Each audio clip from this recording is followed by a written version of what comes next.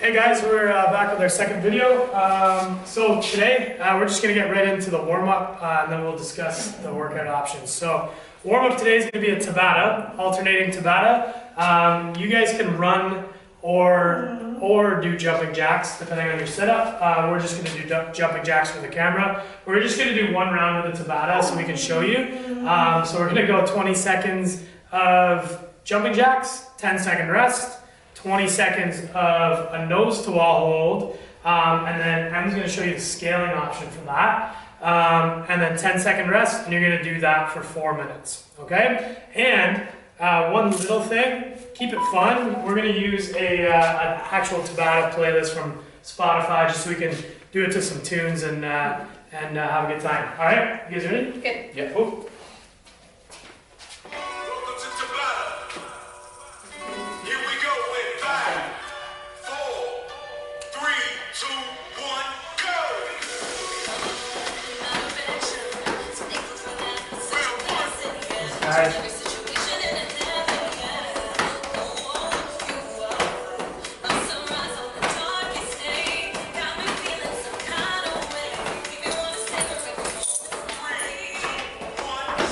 And the nose to wall.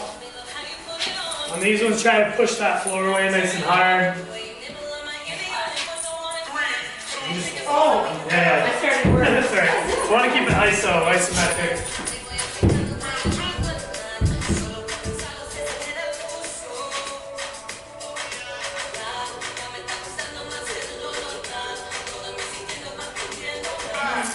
Good. You need to rest and you continue for 4 minutes, alright? So if you want to follow along and do it to the video, you can just pause the video now and get to work on that. And then the next part, we got our mobility. We're just gonna, we did a little bit of, maybe not damage, but we used our lats a little bit yesterday, so we're gonna get these guys to pick up the foam rollers. Thank you. And bring them out to the floor. We're just gonna foam roll the lats, some soft tissue work. If you have like a can of soup and that's the only thing you have, you can put a towel over it and kind of just get in there, cross pull anything. So we're gonna go 1 minute per side. I'm just gonna show you, we're gonna show you on how different ways to do this. So you get right on the lat. I would lean to the back of the lat and try to press against what's called your subscap. So, Try first. where's the ball?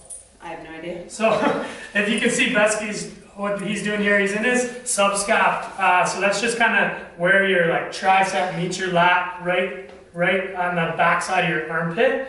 And he's just working it in there. And Em's kind of doing her thing with a straight arm. So just two different options that you can use for that subscap specifically. And then what I would try to do is your lat's a big, long muscle. I would try to roll all the way down at some point over that minute. Yeah, it's gonna get pretty gnarly in there. And just your lat actually comes way down to the bottom of your rib cage even, and then you come back up to that subscap and get some mobility work in. All right. So then I'm gonna leave these guys feeling very imbalanced. You're gonna do that on each side, but we're gonna move on. Okay. Now the quick little warm up for you guys. So. This next part is our specific, so we're going to do a PVC prone press, alright? So I don't imagine you guys have just little PVC lying around at home, so neither do we. So we got our trusty broom handle, and we got an extendable level that we can use for our prone press. Yeah! Alright, that's creative, isn't it? So we're going to lie on our stomachs, prone. And we're gonna have these guys make sure they're squeezing their glutes, squeezing their abs. That's gonna be key. We're gonna raise the PVC, I guess, over the head. And then we're gonna try to go straight arm all the way down to the traps. Okay. And all the way back up. Pipes. Come here, pipes. Come here, pipes. There you go. All the way down, then you're gonna drive back up, trying to keep nice and stacked through the shoulders. And that's good, guys. I don't know how many you've done. You're gonna do 10 of those, okay? Then right from there, you're gonna get on all fours. And we're gonna do 10 per side, so 20, alternating bird dogs. All right, so bird dog, you're really squeezing with the glute, all right? So opposite leg and arm extend. We do these a lot. We're making sure the hips stay square, and we're gonna stretch that back foot out towards the wall behind you with your glute. Really make sure you're trying to isolate your glute and activate through that posterior chain. Cool, and that's good for the warm-up there, guys. So that's the warm-up. What we're doing today, we are going to be working on the skill of the pull-up. All right, so if you have a pull-up bar at home, great. You can, if you don't have pull-ups, you can do a couple options. You can do jumping pull-ups. You can kind of, if you have a lower height, you can do like body rows. If you have something where you can grab onto and just feet on the floor and row your body. And then the list goes on for scaling options. But if you don't have a pull-up, what we're going to do from there is we can use a tree branch. We're going to show you all this. And that one's tricky, but we're going to show you a way you can do it and actually mix it up and be creative. It's fun. And then we have a secret piece of equipment that you can all get today or tomorrow if you don't already have it. So we'll get to that in the future, but what I want to get to is the METCON. So the METCON today is 6 rounds, okay? It's 6 deadlifts, 6 strict pull-ups, and 6 strict handstand push-ups, okay? It's 6 rounds and it's with a 30-second to 60-second break between each round, all right? So, stimulus.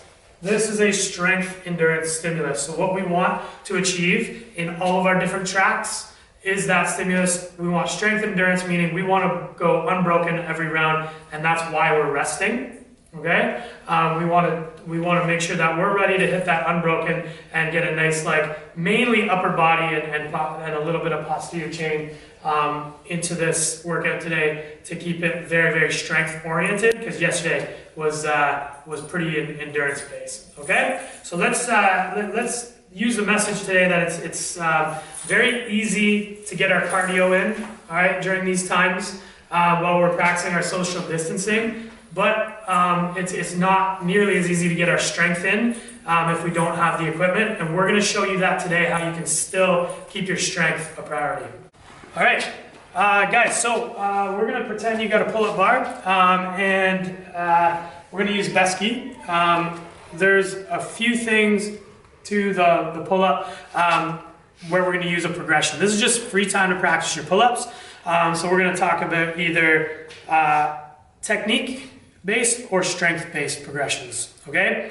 Really, really good strength-based progression that we can all use is the negative, okay? Very slow and controlled eccentric.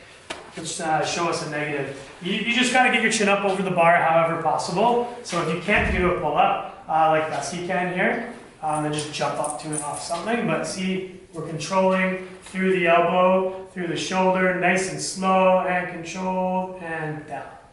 Cool. You don't really want to do more than one like true negative, or else you're just not putting enough effort into that eccentric if you can do multiple, all right, for our purposes today in building strength. So one negative, and we can do a few sets of that. I would only spend about 10 minutes on this. The other strength would be to do strict pull-ups, or like we explained before, body rows, okay? Technique side of things, we're going to work on the kip and or the butterfly. Which one you pick is up to you.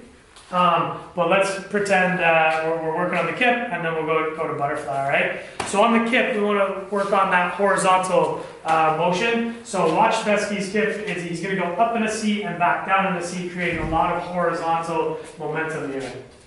Driving off his tension, up and down in the C. If we kind of come around here, we'll be able to see that C. How many of you does he have in him? Very, very, very, very good body position. Now, moving that to the butterfly, we have to make sure that we maintain that body position and tension. We just use it in a different way. So let's work on those butterflies. Literally, Besky just was working on them today with us, and Besky's going to picture, instead of a C, he's now going to picture moving in an egg shape. So not an oval, not a circle, an egg. Because an egg is it goes big, round in the bottom, and then it goes to a point at the top. So he's gonna, like we do on the row stroke, and when we catch that damper, and drive, that's gonna be in the bottom of the egg. He's gonna drive, creating that horizontal momentum, and he's gonna drive himself up to the peak, the top of the egg, and then he's gonna come back down, okay? It's okay if he's not getting his chin over the bar for this because we're just working on technique right now. All right, let's see it.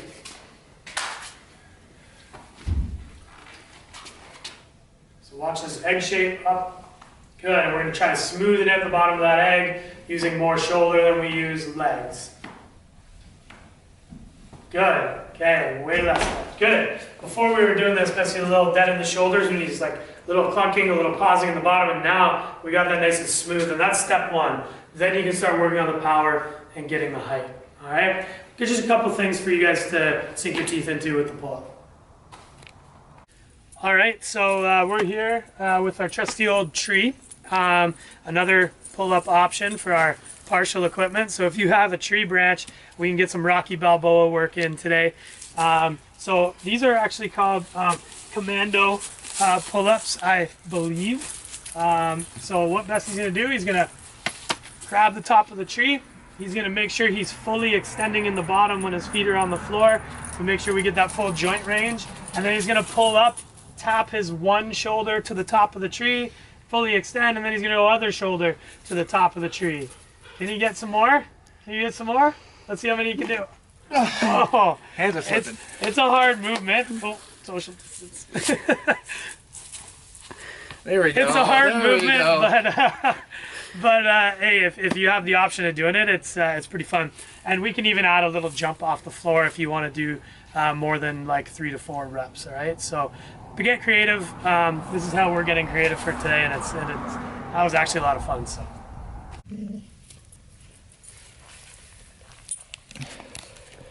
All right, so water jugs. These are 10-liter jugs from the grocery store.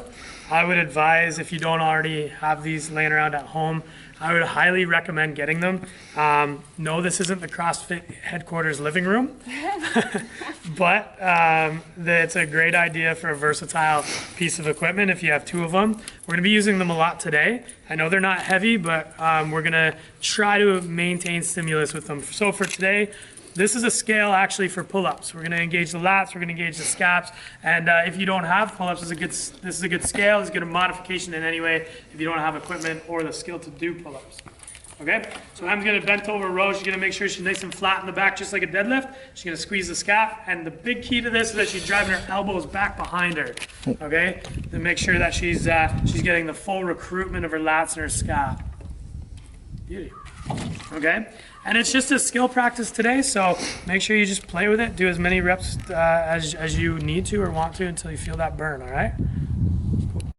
Hey guys, we are starting with the full equipment breakdown. We're going to be starting with the deadlift portion of the workout. So a couple things to make sure that we're addressing is whenever we're deadlifting, we want to ensure our starting position is very efficient. So what we're going to be doing is we want to ensure we're taking a big breath.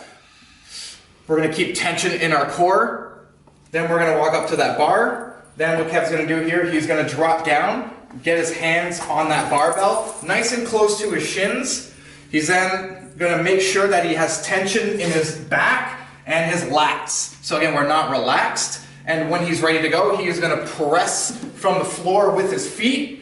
Once it passes his knees, he's then hinging with his back and then reversing back down, hinging at the hips, and then as soon as it passes the knees, he continues the motion with his legs. So let's just do one more. So drives up, comes up to the hip, and then reverses hips back, and then the bar, again, is keeping nice and close to those shins. And we can put that down. Okay, so that was the deadlift. Then we're going to move on to our strict pull-ups. So we've talked a lot about core engagement and ensuring that we're using the proper muscles for pull-ups. So today is no different. We want to make sure again that we have a proper grip on the bar. And first and foremost, what we want to do is we want to pull that rib cage down so we don't want those ribs flared out. And then we want to initiate the pull-up by pulling and retracting our scapula back and then pulling right into our chin over that bar. Okay? And what you can't see is here, I'm going to come on this side a little bit. Just do one more, and Kev's gonna pull up and his elbows are coming straight. And what you can see, his elbows are not flaring backwards. causing unnecessary, that's good right there, causing any unnecessary internal kind of shoulder rotation. So nice tight core, retract and pull back that scapula, and then a nice aggressive pull with those arms. Okay, so next, going into the last part of the workout, again, the strength into strict handstands. So Kevin's going to kick up to the wall. Hands are going to be just slightly wider than the shoulder width apart. Very similar to the pull-up. We're going to keep that core nice and tight. He's then going to slowly bring down his head just in front of his hands, and then aggressively press up to the floor and then breathe out. Nice, we can come on down there. So one thing that you would have seen there, he had it when his core is nice and tight, there is no extension in the back, and that's usually have some issues with back problems when we're pressing. We're also losing a lot of force when we press and we have that arch. So the more vertical we can be on those handstand push-ups, the more effective our press and the more force we're going to be able to generate and then save our muscles over time throughout this whole workout. So that's basically, again, we cover the deadlifts, the strict pull-up, and then the strict handstand push-ups. Thanks, guys. All right, guys, this is our partial equipment track. So we got a dumbbell, and we made something pretty creative. I'm excited about this one. I didn't get to do it today. I did it, so she's gonna show you. So we're assuming you only have one dumbbell. So we're gonna go 6 per side suitcase deadlifts. Okay, you have to get a little bit lower to the ground on this one. So you're gonna have to use a little bit more of a squat. And I'm doing a really good job at keeping her shoulders and her hips square to the floor. On the ground. Nice. Cool, so 6 per side on that. Then we're gonna come over here to our rope attached to a cinder block. Okay, we made it, we got creative. And we are hoping that you guys get creative with something too. Yeah. I know. Boom, and then that's 25 feet. We roughly measured it just by doing the whole foot heel to toe. That's 25 foot. That's what we're subbing for the pull-up today. Just dragging a piece of cinder block across the grass. Please don't do that at your local soccer field. They will be pretty angry. What's the next one? Oh, and push-ups. Okay, so we did 6 per side on the dumbbell suitcase deadlift. We did 25 feet on that, and then we did 12 to 15 push-ups.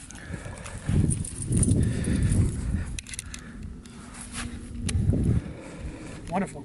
And there you have it, partial. Same thing, 6 rounds. Have at her. All right, no equipment version. We're back with our trusty water jugs. So what this workout is 21, 15, 9. 21 water jug deadlifts, right into 15 water jug bent over rows. And then, sorry, cold's getting in my brain. And then 9 push-ups for 6 rounds, okay? This one has no rest in between, okay? This one's just rest as needed in between to be able to do it unbroken like we talked about our stimulus. So we're gonna set up in a proper deadlift like we've been over. Bessie's gonna crank out a couple of these deadlifts to show you. Just do like 6, okay? So pretend when he's at 6, he's at 21. Without taking his hands off, he's gonna go back down to the bottom, and then he's gonna bent over row. So a little bit more hinge we wanna see, all the way down to the bottom, making sure we're at that nice deadlift position, but we're driving those elbows, feeling that burn, okay? That burns more than you think, eh? All right, and then water jugs can go to the ground, and then we go immediately into our 9 push-ups. Drop to your knees if needed. And we crank out those 9 push-ups. We wanna think about the same thing we thought about on the handstand push-up with